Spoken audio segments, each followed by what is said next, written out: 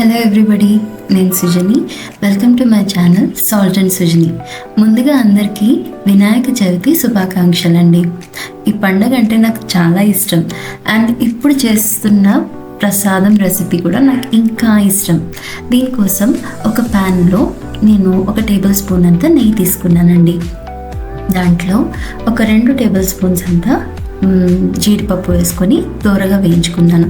ఆ తర్వాత ఒక 2 టేబుల్ స్పూన్స్ అంతా ఈ కిస్మిస్ ఉంటాయి కదా, అవి వేసుకొని అవి మంచిగా బలునప్ అయ్యే వరకు వేయించుకొని వీటన్నింటిని తీసి పక్కకు పెట్టేసుకుంటున్నానండి. ఇప్పుడు ఇదే నెయ్యిలో మనము 1 కప్పు వరకు వాటర్ వేసుకుంటున్నాం. 1 కప్పు పిండికి 1 కప్పు వాటర్.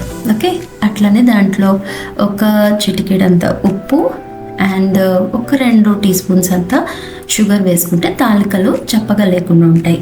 ఇప్పుడు ఇమీడియట్గా దీన్ని మంచిగా కలిపేసుకోవాలండి. మీరు ఇక్కడ స్టవ్ ఆఫ్ చేసేసుకోవచ్చు. ఒకసారి బాగా కలిపేసి దీన్ని మూత పెట్టి పక్కకు పెట్టి చల్లారనిద్దామండి.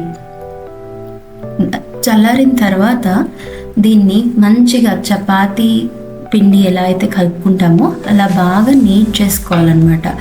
ఎంత నీట్ చేస్తే అంత బాగా మనకి తాలికలు విరగకుండా చక్కగా వస్తాయి. ఓకే, ఇప్పుడు ఇదిగోండి ఇలా మెత్తగా నీట్ చేసిన తర్వాత తాలికలు చేయడానికే మనకి ఇక్కడ టైం పట్టేదండి, లేకపోతే ఈ రెసిపీ చాలా ఫాస్ట్గా అయిపోతుంది. ఇక్కడ నేను ఒక చిన్న ట్రిక్ వాడుతున్నాను. తాలికలు చేయడానికి మనకి గొట్టాల పీట ఉంటుంది చూడండి, అది ఉంది నా దగ్గర. సో దాంట్లో వేసేసుకొని ఈ అటాచ్మెంట్ పెట్టుకున్నాను, మీకు చూపించాను స్టార్టింగ్లో. అది పెట్టుకొని తాలికలు తయారు చేసుకుంటే ఎంత ఈజీగా అయిపోతుందో. రెసిపీ అయితే చాలా ఈజీ కదండి, పెద్ద ఏం ప్రాసెస్ ఉండదు. కాకపోతే ఈ తాలికలు చేసుకోవడానికి టైం పడుతుంది. సో తాలికలు ఇలా చేసేసుకుంటే మనకి ఈజీగా నిమిషాల్లో మనకి ఈ రెసిపీ కంప్లీట్ అయిపోతుంది. సో ఈ విధంగా తాలికలన్నీ ఒత్తేసుకొని దీంట్లో కొంచెం అంతా పొడి పిండి చల్లి పెట్టేసుకుంటానండి. సో దట్ ఇవి ఒకదానికోటి అంటుకోకుండా ఉంటాయి.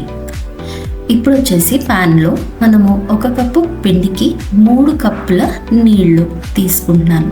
సేమ్ ప్యాన్లో ఇంకా 1 కప్పు బెల్లం తీసుకుంటున్నానండి. నేను ఇక్కడ ఆర్గానిక్ బెల్లం తీసుకున్నాను. ఇదంతా ఎక్కువ తీయగా లేదనమాట, అందుకని నేను 1 కప్ వేసుకున్నాను. మీకు మీ స్వీట్నెస్కి తగ్గట్టు మీరు 1/2 కప్ 3/4 కప్ అట్లా వేసుకోవచ్చు.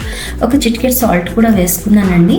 అది పొంగు వచ్చే వరకు ఉంచుకొని మంచిగా బాయిల్ వచ్చిన తర్వాత ఈ తాలికలన్నిటిని వేసేసి మరీ ఎక్కువ కలపకూడదండి. జస్ట్ లైట్గా కలిపి ఫ్లేమ్ని లో చేసేసి దీన్ని మంచిగా ఉడకనిద్దాం.